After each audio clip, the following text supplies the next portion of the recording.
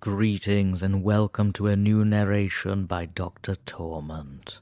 The following story may prove a little sensitive to certain viewers and listeners. Discretion is advised, and consider this your one and only warning. Now, with that out of the way, let us proceed.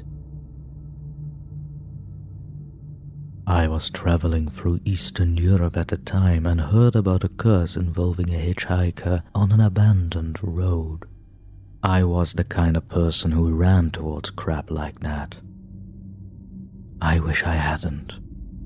The road was on the outskirts of a town and the locals gave me a good warning about it. The warning was simple. Once the sun drops, don't drive down Zadvodska Road. I asked if that was because of looters or gangs or punk kids, but the locals said no. It was because of the curse of Astopjonik. From what I know, it is the Ukrainian word for the Hitcher. They warned me not to just think about myself, but also my friends and family. I was curious, but lied and said I'd take their warnings.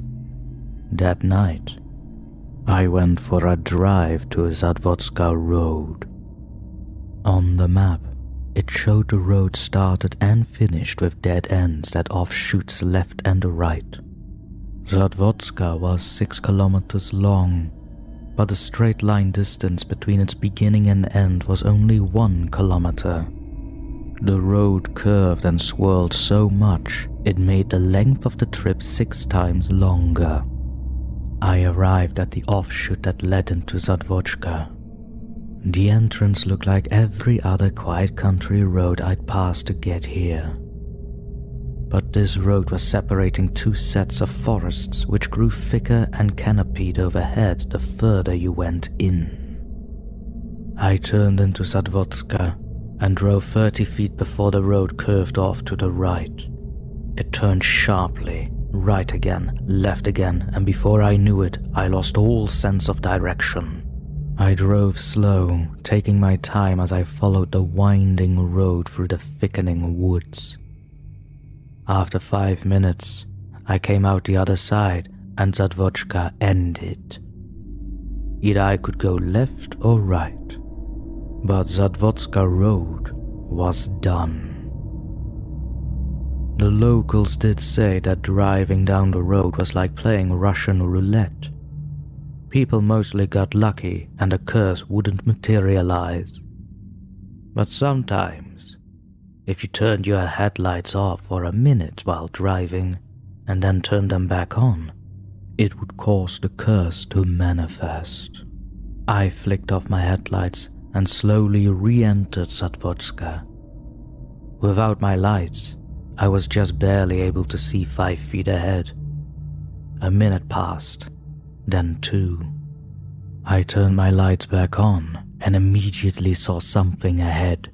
A figure was standing to the right of the road. Its arm was out, thumb up in a hitchhiking position. I drove closer and made out the details of the figure. It was a man, a homeless vagrant wearing a priest's outfit with a dirty collar. His hair was dark and wild, and his eyes were demented. His face was covered in bloody wrinkles. I couldn't tell if he was smiling or screaming. Within seconds of seeing him, I'd sweat through all my clothes. I pushed the gas down to speed by him, but it had the opposite effect.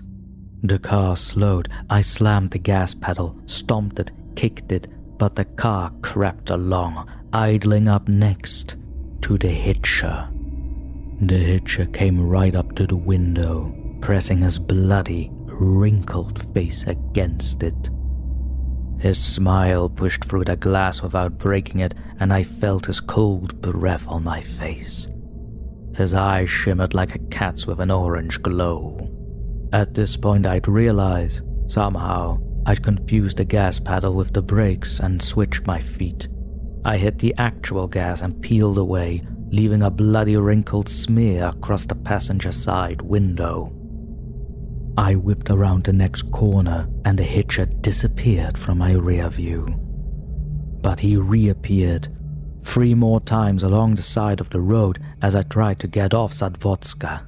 Finally, I reached the entrance and got onto the next road, and the next, and before I knew, I was back in the village. I went to my hotel, got my things, and cut my vacation short. The next day, I was on a flight home. But I kept seeing him. It wasn't often, but sometimes when I drive at night, I'd see the Hitcher on the side of the road. He started off with just a smile and a wave. Then suddenly, he started running out into the street to get in front of my car. Then he started trying to jump on the car. I was always alone, so I could never ask anyone if they saw him. I couldn't tell if it was all in my head or real. I never saw him when I was walking, so the small amount of time I actually spent in a car went to nearly 0. I rarely traveled again in cars or buses or any forms of road transit. I basically walked everywhere, but I stopped driving or riding in transit altogether 2 years after I drove down Zavodska. I was DDing my friend Jamie home from a dinner party when I saw the Hitcher in the middle of the road.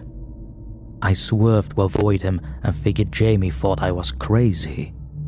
But Jamie saw the Hitcher too.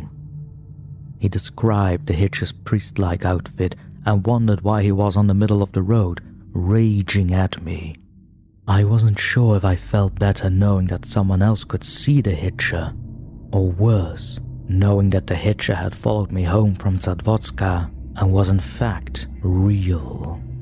A week later, Jamie called me and told me he had seen the Hitcher again when he was out for a drive with his wife. She had seen him too. A few days after, they both died in a freak car accident. I haven't stepped in a car again since. But last week, I rode the city bus for the first time in years, and the second stop after I got on, I saw him, the Hitcher.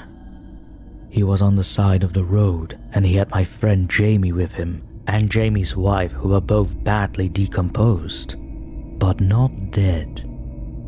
I could see them weakly struggling, but they were being held up by the back of their necks by the Hitcher, who was in complete control.